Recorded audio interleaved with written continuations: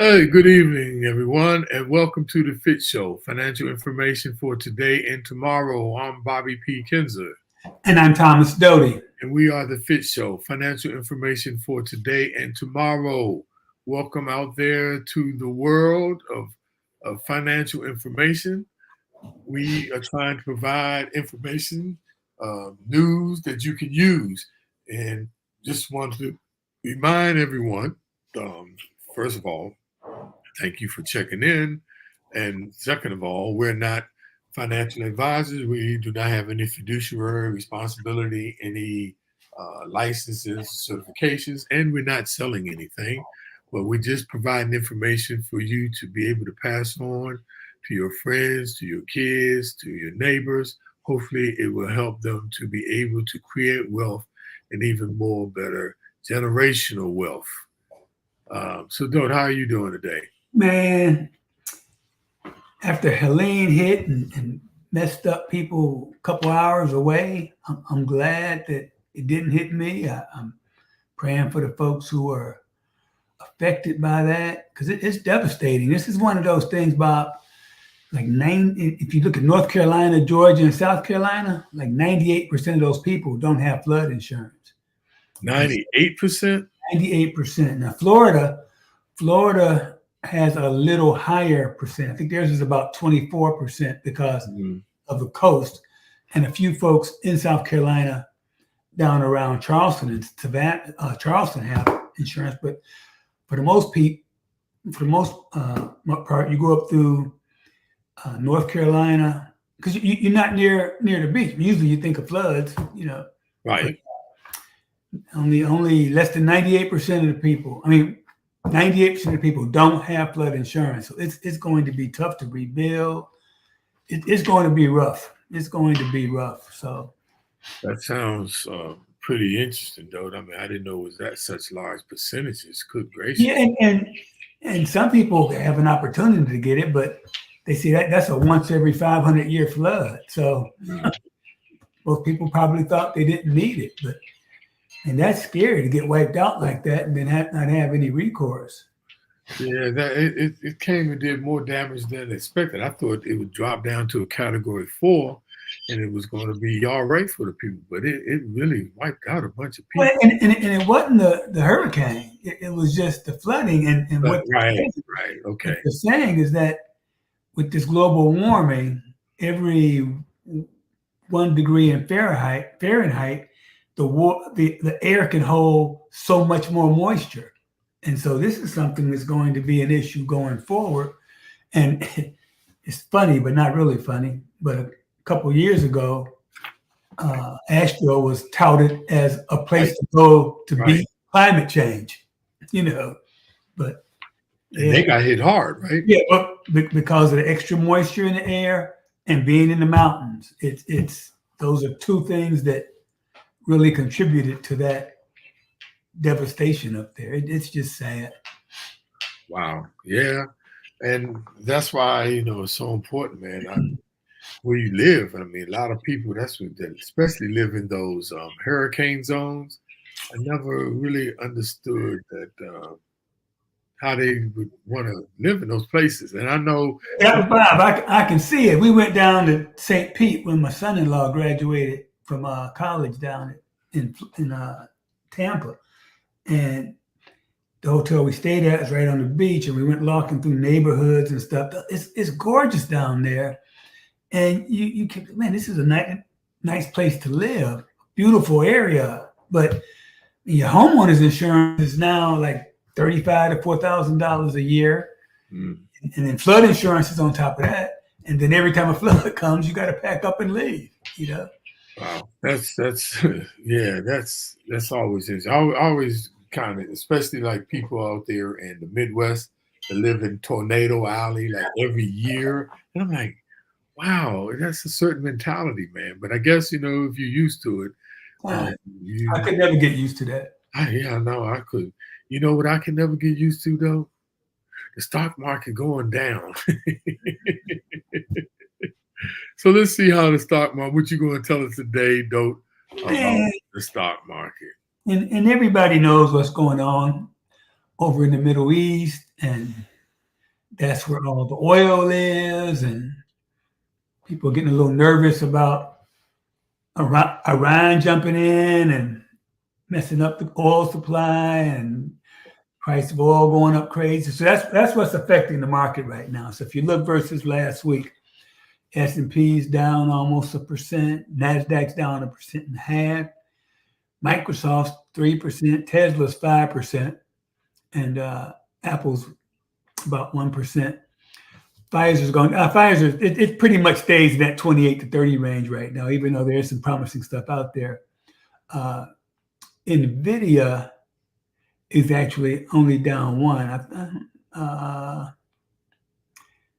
Nvidia's only down 1. The CEO just spoke out on the production of their newest chip, and he described it, the production and the demand for that, as insane. So I think they'll announce earnings next month, like the 19th of November or so. So I'm expecting something positive from that. And Google's up slightly, but Google's kind of dealing with a lot of legal and antitrust issues. So that's going to be a little shaky for a while. But all in all, we got to wait and see how this thing over in the Middle East shakes out. There's a possibility that several other countries could get involved, which would definitely have an effect on the oil supply for the world. So I think that's kind of what's in play now, because the economic news has all been positive. And so it's really just the turmoil in the Middle East is causing the trepidation in the market. So that's where we are. Wow. Yeah, that's interesting. But if you still look at the year to date from end of the year to now, you're still looking good. Oh, it's looking fantastic, especially if you had Nvidia. But everything's up. S&P's up, Nasdaq's up, Microsoft's up 11. Tesla's down, but Tesla's been so volatile with everything that's going on. I mean, Apple's way up, Pfizer's pretty much flat, and Nvidia is the savior, and even Google's up a little bit. So, yeah, over the long haul, that's what we always talk about. Over the long haul, things typically move in the right direction. It always has. Doesn't mean it always will, but there's a very good track record of the S&P going up. Though the commodities are up. Gold is now over $2,600. It's at $2,675. And remember, the beginning of the year, we were talking about just getting over 2,000. And silver, right, which was been holding steady, it's up, and it's holding like around $21 an ounce. It's now up to $32 an ounce. And you don't hold any silver, right? No silver. Yeah, I actually hold silver, about 70 ounces of silver. So that's pretty good. But yeah, but like we say, it's all about the long play. Let's get into the cryptocurrency market, right? Cryptocurrency market overall, the market cap is down by 7%. It's down by $170 billion, though. The Bitcoin is down $4,324 from last week. It's at $60,730. Last week it was at 65,000. That's down 7%. Ethereum is down. The number 2 coin is down 11%. Tether is down 1 cent. Solana is down 12%, and the Dogecoin went up 20%. Now it's back down 20%. It's down 10 cents a Dogecoin. I just had a friend, though. There's so many things that are out there nowadays, though, and they have this new cryptocurrency called arbitrage. It's called Trage, but it's going off the name arbitrage. And my friend was telling me about it, right? And he's saying, Bob, this thing is AI. This cryptocurrency, this company called Trage, short for arbitrage, they're using AI to pick the stocks daily, not the stocks, excuse me, the cryptocurrency daily. And they, arbitrage is, when they go up and they go down, and you take the difference, right? And he's telling me, man, it's making, my friend, man, he's making $11,000 a day. I'm like, oh. He's been, man, last 6 months, he done made $580,000. I'm like, So I went out there and looked on Gecko to see where all the cryptocurrencies are. and it wasn't listed. I said, well, where is it? Oh, it's in this company. You can hold it in your wallet. And he's gung ho, and what they're using is multi-level marketing too, with cryptocurrency now. So, Wow. so go figure. I mean, I'm like, I'm not one to, down another man's hustle, but no, he said the guy told him he's making $11,000 a day. What's that saying? If it sounds too good to be true, it probably is. Probably isn't, man, because I don't know too many things. And he's saying they guarantee 4% a week. Now, what securities though, can guarantee you 4% a week, which sounds low, but that's a hell of a return in a week. And Well, it's going to go up every week by 4%, or yes, for the whole year is the average 4%? No. Every week it says going up 4%. That's yeah. And he's trying to get me to get involved. So, ladies and gentlemen, Ponzi scheme. yeah. I'm like, okay, dude. He said, Bob, man, you gonna miss out, man. I said, you know what? And FOMO, fear of missing out. I'm like, look, dude, I'll be the first one to congratulate you when you make your million. But Bob, I'm keeping my daggone money in my pocket, even though I do have some crypto. But there's so much out there, though. Yeah. So, though, let's talk about, like last week we talked about, want to be a millionaire, and if you can, get a principal, a base of $100,000, how compounded interest can really work to your advantage, and within 5 or maybe 10 years, it's just start compounding and work for you. It's just as easy as that, but being consistent. But today we're going to talk about the interest rate cuts, and the title is Interest Rate Cuts, What to Do. Because a lot of people have been asking me, though, they're like, Bob, what happens? I hear all of this about the Fed rate, but they're telling me that's just the rate, that the Federal Reserve pegs for lending between banks. But how does that affect me? So that's what we're going to talk about today. Yeah, and it goes back to the Fed cutting the federal funds rate last week by 0.5 point. And there's actually some talk about another cut before the end of the year. And the stock market obviously celebrated that. And there's a lot of reasons to be happy, because typically as the interest rates go down, people look for other alternatives to invest in order to make more money. And so as you put less money into CDs and things like that, you typically put that money into stocks, which again drives the stock market. And so if you're looking to buy a home, or if you're carrying a lot of debt and your interest rate goes down, that's usually a good thing. But on the other side of that is the amount you make on your CDs and bank deposits, they all go down. And so it's kind of some of each, depends on which end you're on. And what we're going to talk about is how to maximize that this interest rate cut and make sure you're getting the most out of it that you can. Right. And I want to, because just switch right quick the topic, though, because actually Modestine just put this out there. She said a lot of gas stations didn't have gas, and Costco's don't have any water. And I guess that's pertaining to the strikers, the dock workers. The strike is over. They've settled. It'll take a few days to get that straightened out. Oh, they did? Yeah. Oh man. The thing is, and that's more of a panic thing, because you're worried about what's coming in at the ports. And I don't think we import water. Could be, but and the reason I don't think we don't, because of the weight and the volume. But it's more things that are imported that would have been an issue, but things within the U.S. that we already have.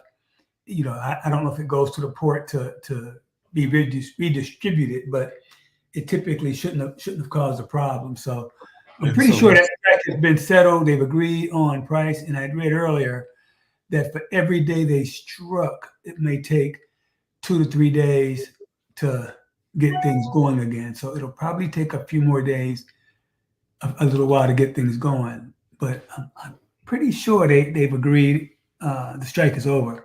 Well, they agreed to end their strike. So that was so interesting that they do this. I didn't know if it was a political thing or what, because why, I always talk about the October surprise before the elections. I'm like, why? And my sister noticed said there's no paper products at the store. Because you know what happens, y'all. people panic. And and like, God dang, man, no toilet paper and stuff. I'm like, hey, used to wash out diapers, wash out those towels. No, I'm just kidding. So It's funny, Bob. They agreed to a whopping 62% increase in wages. Now, that's over 6 years, but that's still 6% a year. And yeah, right. But look what they said they haven't gotten in 30 years. Yeah. No increases or some crazy amount because they lost 50, but they ended up giving them 62%. Right. Yeah. Well, because I want to find out, because you know what the real big issue was? The big issue was robotics, because they obviously the companies are looking to cut costs, and people costs is always expensive, because usually you take salaries. Okay, let's say you make 50 grand.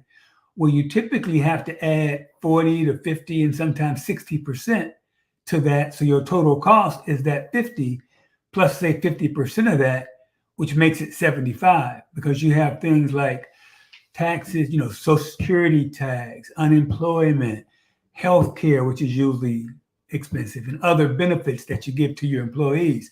So their companies are always trying to cut their people costs, but what they were trying to do is get robotics to replace people. And of course, the union is pushing back on that. And I'm sure they got some sort of agreement that they're going to offer something. If they cut so many people, they'll give those people training in order to find other jobs or look for other places for them to work. Because that was one of the big stumbling points. Salary is always an issue, but I think they're more worried about being replaced by robots than anything. Right. I did see that, though. That was the big thing. But exactly. I just want to take a pause and talk about that for a minute, since everybody was commenting out in the comment box about it. But like you said, though, these usually take a couple of days. But it was interesting because I'm like, they were asked for 70%. They offered them 50. I'm like, God dang, what kind of negotiating? But that's how they've been cut out for so long with not getting any, and the profits that these corporations were making was incredible. But let's get back on our topic. I just want to talk about the interest rates again, the cuts, because after drawing out wait this year, they finally came up with the rate cuts, and it was granted. And with inflation measures continue to fall and unemployment ticking back up, investors are broadly expecting the Fed to make a few more rate cuts before the year's out. But be sure, many questions remain about the path of interest rates from here, like how fast will further rate cuts follow? How low will rates ultimately follow? And will rates cuts play out against the backdrop of the soft landing that we've been having with the economy? Or might that long feared recession that they keep talking about finally rear its head? Don't nobody know. We're in such interesting times. And even the big speculators don't really know. But some good news is, though, that the falling interest rates have historically been a boom for a variety of types of investments. For investors looking to actively position their portfolios in anticipation of rate cuts, we will take a look today at some of the asset classes and investments that have historically performed well when rates fall. Now, of course, as the stockbrokers always say, past performance is no guarantee of future results. So, why don't you start us off?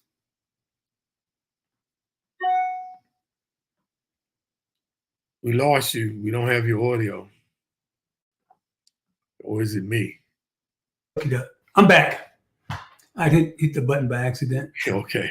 But let's go back to the beginning. The Fed cuts the rates. So what typically happens if you got a fixed rate loan, usually nothing's going to happen. If you got a mortgage, it's usually fixed rate, or a loan that is a guaranteed fixed rate. That will not change. If you want to take out a new mortgage or a new car loan or refinance an existing loan, then the APRs offered by the lenders should be lower than they are now. I mean, the mortgage rates have already started going down.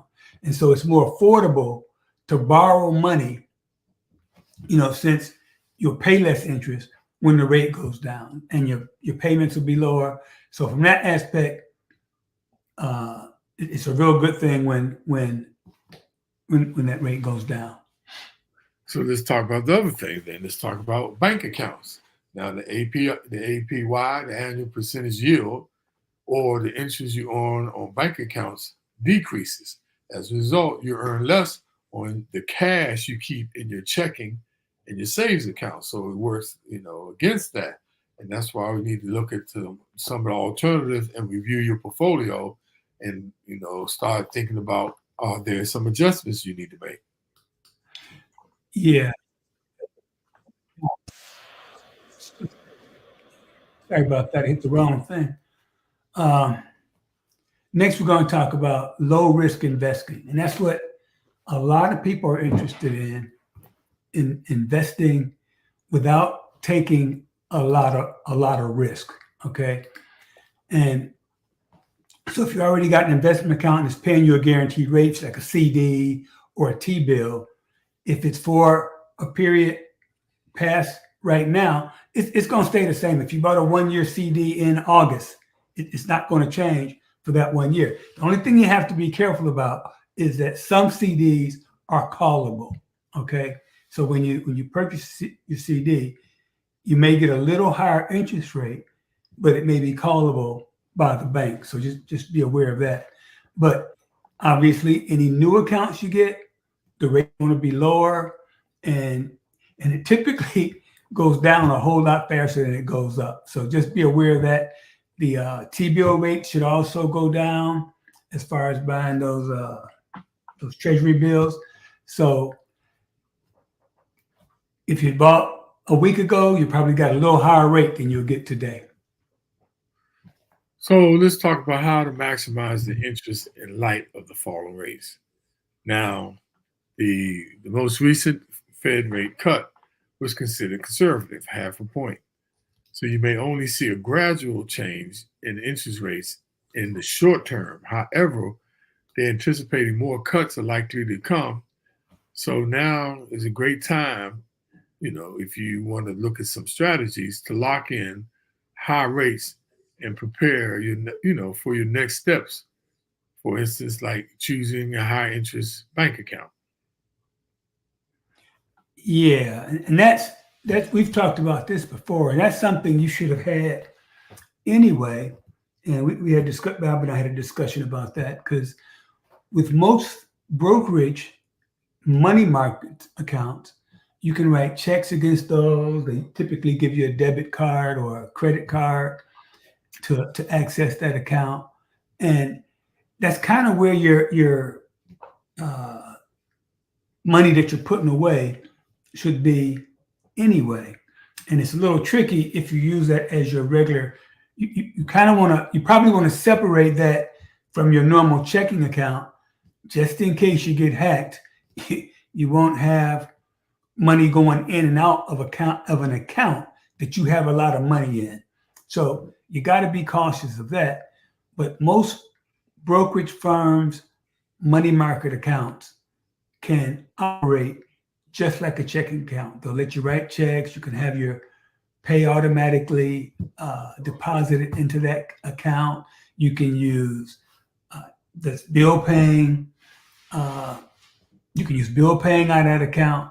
And so if you have a bank, their checking accounts typically don't pay very good interest. And they may have a savings account that pays a little bit better than a checking account, but in most cases, they will not be able to match the interest rates that you get from a brokerage account. So for you, what you should do is make sure you're maximizing your interest rates as far as checking account goes, or your money market accounts, or where you're putting your emergency fund, or any money that you have just sitting there and not using, like to pay bills, or not a lot of transactions going in and out, make sure you're making as much as you can on that account. Because I mean, again, if you got $10,000 and you make 4%, that's money that you get that you wouldn't have otherwise, and you get it for basically doing nothing. There's nothing better than going to bed and waking up and having more money than you had the day before. But you want to maximize. Make sure you're getting as much as you can, and you typically won't get that from a bank. But like I said, a brokerage account or a high yield checking account, which they're going to offer a debit card, they're going to give you free checks, they're going to give you higher interest rates. A lot of times they'll give you more money based on the balance. The more money you have, the more money they give you. And in most cases, those accounts are FDIC or NCUA insured. And the other thing, which, not know that it's related, but the other thing is online bank accounts, because if the emergence of online bank accounts, people used to have to go into the bank and change and manage their money and get a little advantage on the market. But now you just go online banking and offer ability to perform almost every banking task. And you can do it not only online on your computer, you can do it on any device, your mobile phone. And it's like that now. So these changes that happen, you can take advantage of them a little bit more conveniently with online banking. You're on mute, by the way. Okay, I'm good. Okay. Yeah. And a lot of people don't look at credit unions, and they offer a really good alternative to banks. They're going to offer typically the same services you get from a bank, but they're going to offer a little bit better interest rates for your money, and typically lower interest rates for any money you borrow. So take a look at those, and a lot of times they may have group insurance policies. They get a lot of other perks that come along with money at a credit union that you won't get at a bank. Yeah, that's and credit unions are pretty interesting because they usually give you, because they're not for profit, not nonprofit, not for profit. They tend to, because they membership type thing, they tend to get better deals. But I want to talk just quickly about mutual bank accounts. It's called mutual savings banks or mutual banks, and they offer all the same accounts you get at other banks, but they have some fundamental differences. The institutions are owned by customers instead of shareholders, meaning they're more for nonprofit. And their main focus is on giving you access to savings and mortgages. So because they specialize in focusing on those particular products, and they're not into commercial mortgages and all those other type of alternative investments. And they represent about less than 10% of the United States banks. We just wanted to bring that attention to you about these particular mutual banks. And they usually have more competitive rates. They usually have low or no banking fees. And they mostly fiscally conserve. And they're less likely to fail than larger banks because that's a good thing. That's a real good thing. And so let's say you're risk averse. Number one, you're risk averse, or number two, you have money just sitting around and it's not, you're not maximizing this interest rate. You might want to consider opening a CD now and try to lock in a longer term, because everybody has the feeling that the Fed is going to continue to lower interest rates. There's no guarantee of that. It's not written in stone anywhere, but that's the consensus of most analysts, is that there is going to be another rate cut. So if you have money that you're going to keep in CDs, and you know you won't be using anytime soon, then you might want to consider dropping it into another CD now, even though it's low. The rates are lower than they were a week ago. They're probably higher than they're going to be in a couple of months if the Fed does indeed cut interest rates again. So you want to compare rates, and if you can find one with a longer term, make sure you grab that one. And as I mentioned before, try to make sure it's not callable. So if interest rates do drop by a bunch, that they can't say, hey, we're calling this and we're not going to honor our interest rates, which can definitely happen. So make sure it's not callable. And a lot of times you can ladder your CDs, which means you buy one this month, you buy one next month, and you just continue to buy a CD, let's say a month later, and that gives you money coming due every so often if you think you might need that money for something. But if you got money that you know you're going to not need for a while, you want to maximize how much interest you're earning, you might want to consider buying a CD now as opposed to waiting.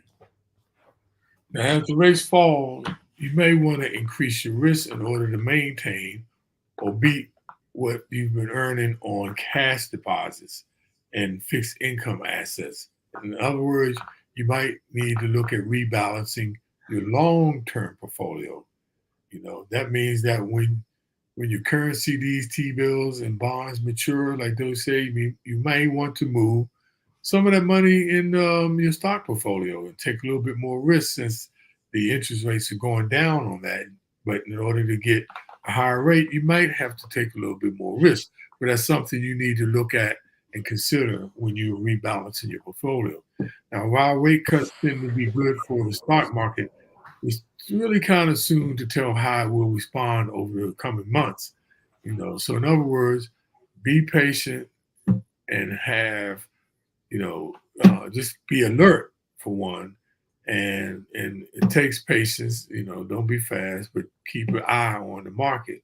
But while you're waiting to see how the market stabilizes, some experts suggest investing in stocks that are more sensitive to rate cuts, such as REITs, like real estate investment trusts, or small caps, and we're going to talk about that in a few. Yeah, and I mentioned CDs, but the same thing with T-bill rates.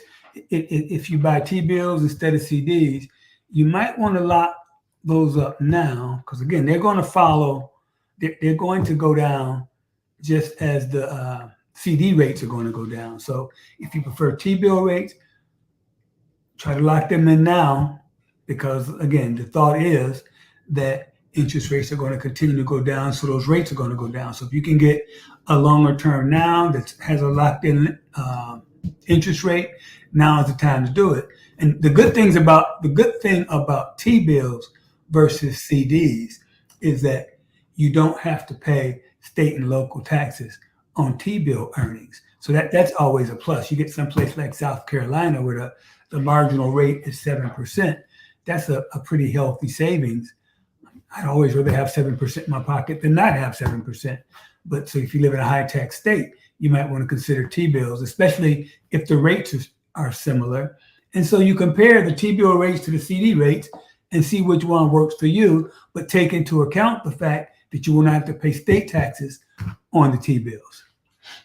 So I talked about possibly taking a little bit more risk and looking at going from your fixed assets to looking at something like the U.S. stocks, because the rate cuts have historically been a positive for the stock market in historically saying, a relationship that's held true on average, regardless whether the economy is in a recession or not. That's pretty interesting data.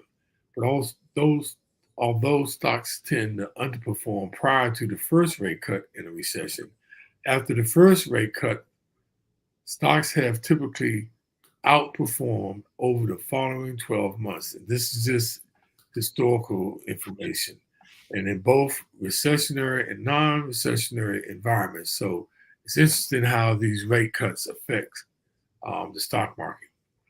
Yeah, and this is a time where you might want to consider buying small cap, smaller companies, and because typically rate cuts have been more positive for them in general, and they might provide a greater boost or have more opportunity for growth than some of the companies that have been doing well, specifically the tech companies who have had a pretty healthy run up. So now might be the time to look at smaller companies. They usually carry more debt than larger companies, so they are more affected negatively by higher interest rates. So as higher interest rates go down, small caps typically benefit more from rate cuts. So it's something you might want to look at. Realizing just because it happened before doesn't mean it's going to happen in the future. But again, take a look at the Russell 2000 small cap index and compare that with the S&P and look and see how they've done over that time.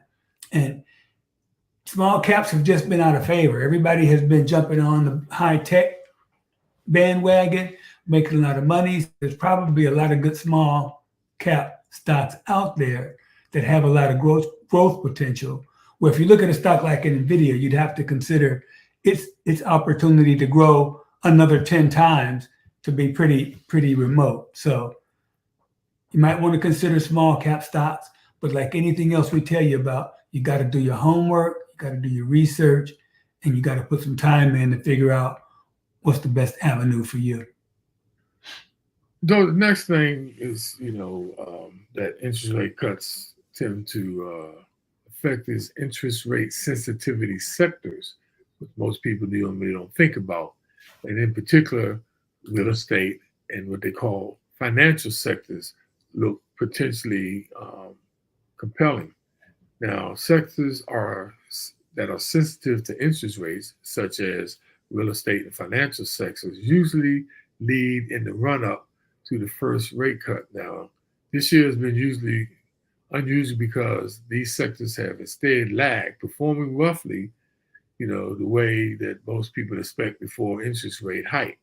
Now, both these sectors have also shown low valuations, which may provide a margin of safety and indicate that the sectors are pricing in too much, because of a lot of bad news. But similarly, like Doug talked about, small and mid-sized stocks, they tend to appear to be more potentially overdue for a catch-up because higher rates hurt them more, but when they go down, it helps them.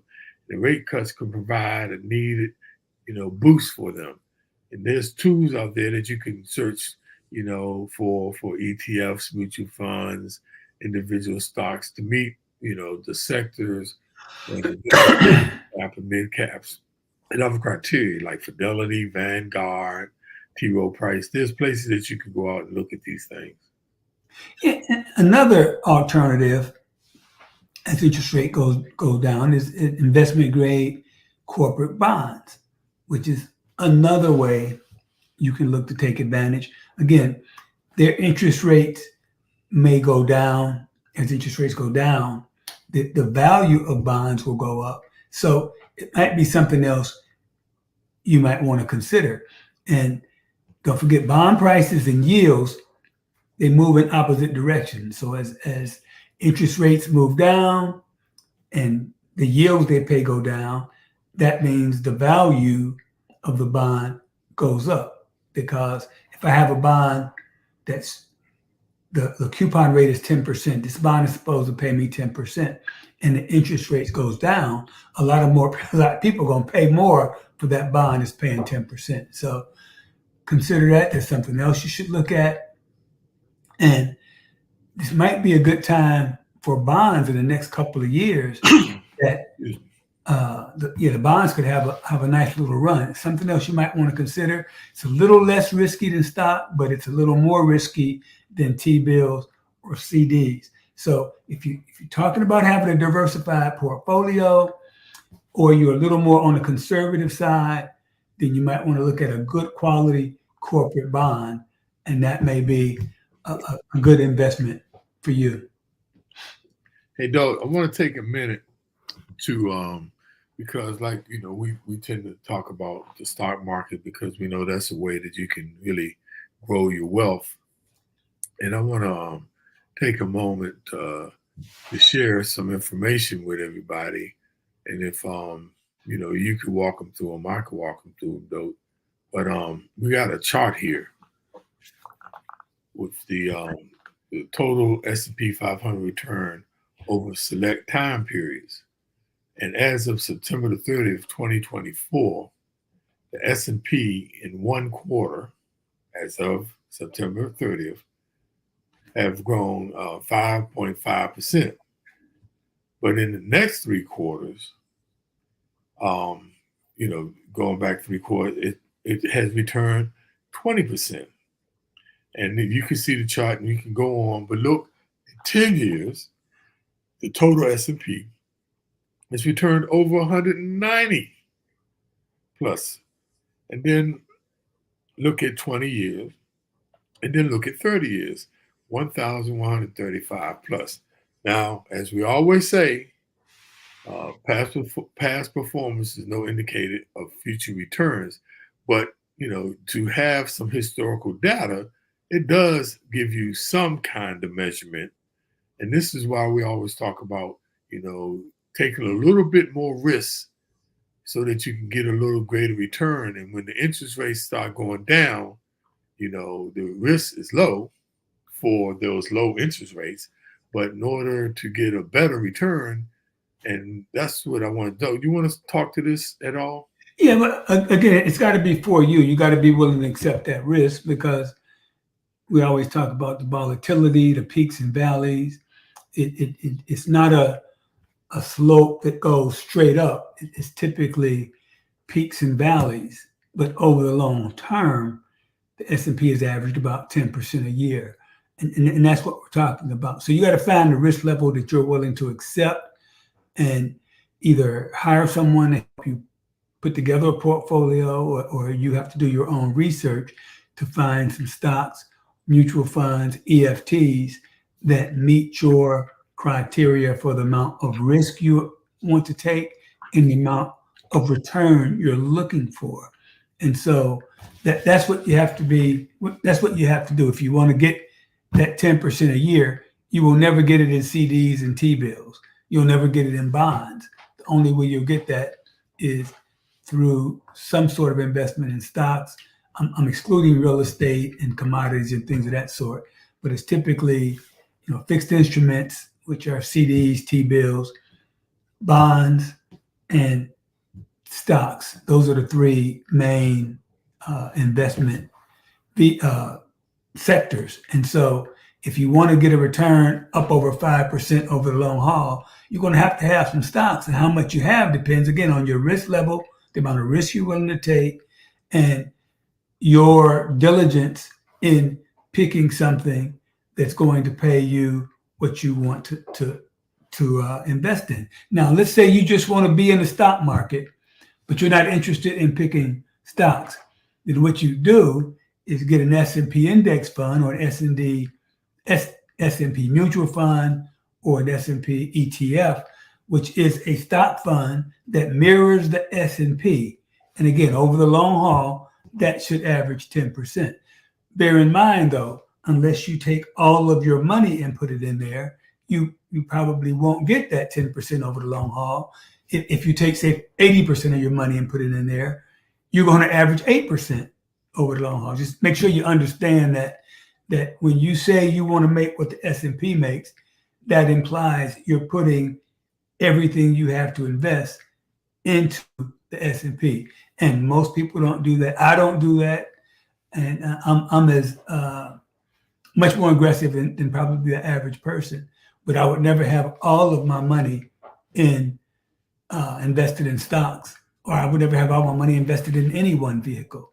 So I'm probably, in the money that I have financially managed, is probably 1/3 in something that's fixed and 2/3 in stocks, okay? Primarily stocks. So that's pretty aggressive. I think Bob would probably be 50-50 or 40-60. But you can speak to Correct. that stuff, Bob. But I'm probably 2/3 invested, 1/3 fixed, and you have to find out what you're comfortable with. And if you're not, like I said, if you're not interested in going through doing the research and picking stocks, then just pick an index fund that mirrors the S&P, or pick several that adds up to your amount of money that you want to have invested in stock. You might want to pick a tech mutual fund. You might want to pick a real estate mutual fund. You might want to pick a gold mutual fund, which will require much less research than investing in individual stocks. And it takes a lot of the work away by just picking a mutual fund, and then they do all the analysis for you. So find out what works for you and go from there.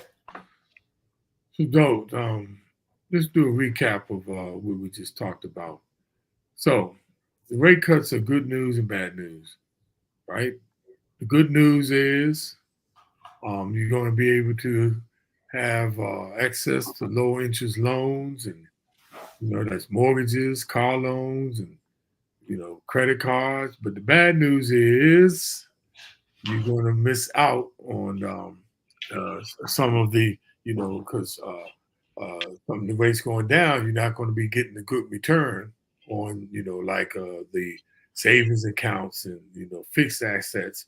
That's the bad news. But the good news, and there's bad news for rate cuts.